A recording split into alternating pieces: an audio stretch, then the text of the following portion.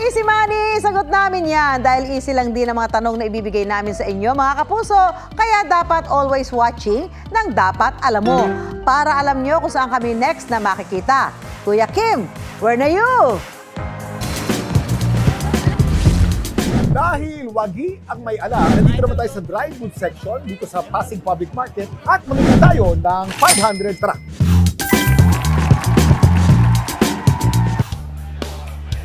Ba't nakakulong ka dyan? Hindi po ako makalabas eh. Ano naman ang kasalanan mo? Kung ang talong sa English ay eggplant, ano naman ang Tagalog ng plant?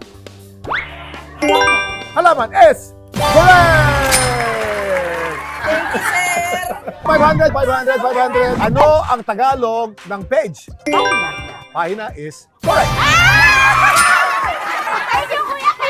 Anong tinitinda mo ron, Gwen? Mga damit. Mga damit. Anong pinakamabentang damit dito sa palengke? Brief. Brief! Kung alauna ng hapon ngayon at lilipas ang 30 minuto, anong oras na yun? 130. 1:30 ay... Okay. Ano ang tawag sa bigas na madalas ginagamit sa kakanin? Malagkit. Malagkit? Tama ba yung malagkit? Tama? Correct! 500. Meron tayong bahagi ng katawan na kung tawagin ay knee. Ano po sa Tagalog ang knee? Tuhod. Tuhod. Tuhod is correct. Sa inyo na po yan. Kung ang water po sa Tagalog ay tubig, ano naman po ang Tagalog ng mother? Nanay is correct!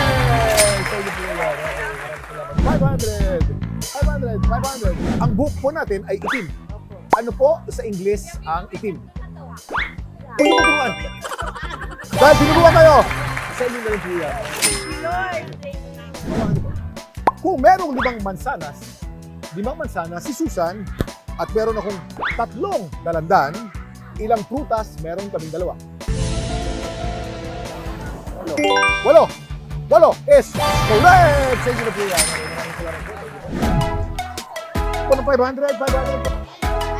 Ano ang madalas sinusuot sa paa bago magsuot ng sapatos? Medyas. Medyas is correct! Kung ang mata ay eyes sa Ingles, ano naman ang tawag sa eyelid sa Tagalog? Tinuruan ka ng anak mo, pero dahil mahal ka namin, talukap is the correct answer.